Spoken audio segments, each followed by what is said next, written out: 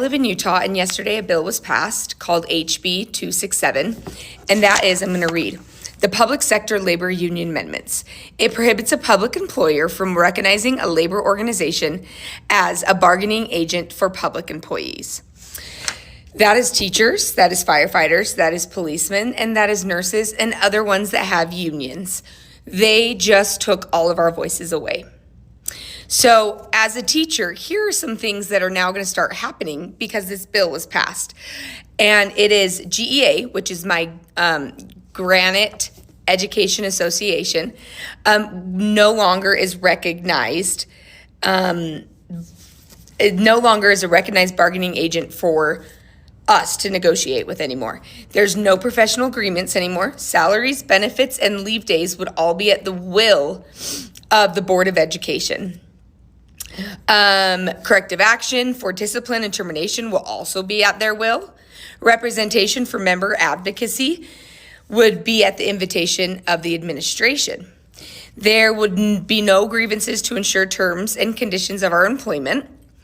There will be no guarantee of ongoing employment in a surplus. Surplus means the school doesn't have enough students or it's shutting down, so they need to get rid of teachers, but you're guaranteed normally a job in the district, but not anymore.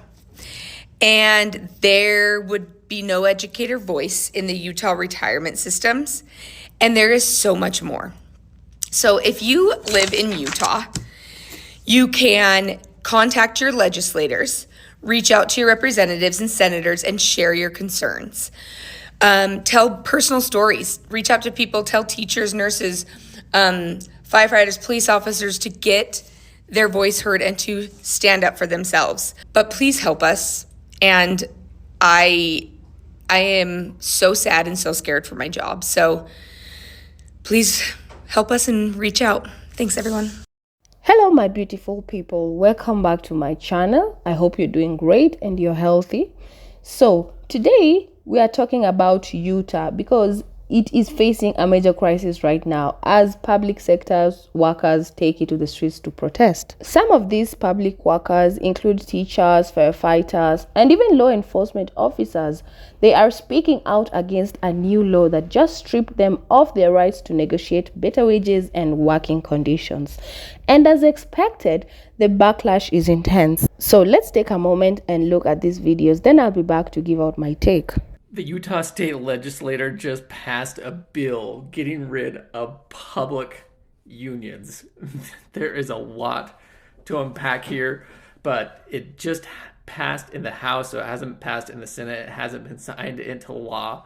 But also, what you should know is Utah is like a political test tube for conservatives because it's so conservative, like pretty much supermajority are conservative representatives, that the Republicans take the most far right things and laws they can do and try and get them passed in states like Utah where they can get passed, just to see how it goes and how it can gain traction. And so this one is really interesting. But also what you should know is in Utah, because it's more conservative, you can still have unions, but they aren't as strong as they are in some other states. And there can be a lot of problems. Let the union busting games begin. This bill prohibits public employers from recognizing labor organizations for negotiating. This prohibits people from entering collective bargaining contracts. Basically, Utah's House of Representatives just shit all over their teachers, their firefighters, their police officers, their EMTs, probably like CPS workers, and all sorts of employees. Unfortunately, this is only the beginning. It'll soon be private sector, and it'll be many, many more states. It's all part of P2025, just like we said. Not to mention that 45 and Muscanazi here, they hate unions. They hate them. Now, before we continue, let me break it down a little bit. So, the controversy started with the House Bill 267, which was recently passed by the Utah legislature. So this bill effectively bans collective bargaining for public employees, meaning they can no longer negotiate for higher salaries, better benefits, or improved working conditions. And this impacts thousands of public workers. So with this bill now waiting for the governor's signature, public workers are making it clear they won't go down without a fight. And protests have erupted across Utah, with workers walking off the job and demanding their rights to be reinstated. They're claiming that we made a deal with them. We never made a deal with them on neutrality until we talked to our membership. Our membership with AOT, AFSCME, CWA, and Teamsters was overwhelmingly no. We don't want a neutral stance. So that is what is happening to the public workers in Utah. They are taking to the streets to protest. And now let's check out these videos and see how people are reacting to what's going on in Utah. At the Utah State Capitol, the House heard the bill, HB 267, and passed it.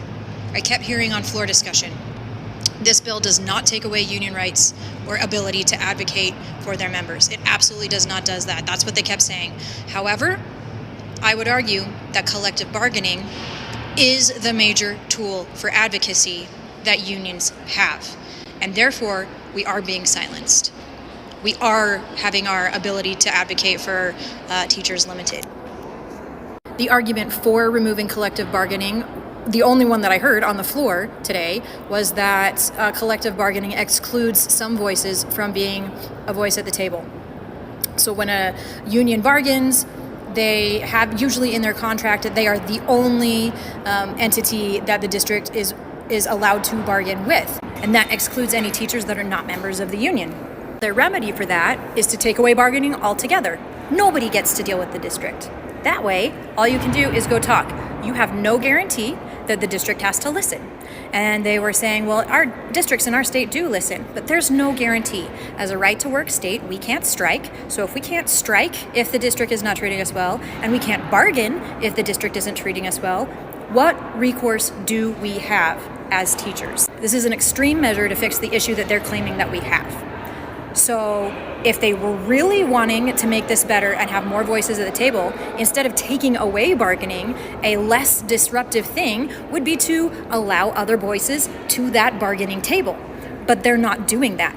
They're taking away any right for districts to deal with the unions and make that bargaining happen to come up with deals. I can't understand how any union member voted for Trump outside of voting for racism. Notice in that video, you don't see a black face nowhere in that crowd. Black people and minorities are being locked out of the blue-collar jobs. I believe it's going to be our downfall. A lot of people don't want to do blue-collar jobs. We need to motivate kids more to get into the trades, but the trades are full of racism, sexism, nepotism, and favoritism. We need to eliminate it in our unions. It's disgusting. It's time. You guys voted against your own money. You should have voted for your families. You voted for racism. Fuck around and find out. If you really pay attention to these protest videos, you'll notice something. There are barely any black people out there, and that alone says a lot. And if you know Utah, it has its own history with racism and sexism. And a lot of people facing these consequences today voted for Trump. And it's not because of his policies actually helping their families, but because of racial biases. And therefore, this whole situation just proves that when you vote based on hate instead of your own best interest, reality will always catch up with you. Alright, I'm curious to hear your thoughts on this. Drop your take in the comments and let's talk about it. And of course, don't forget to like, share and subscribe for more updates on trending stories. Bye!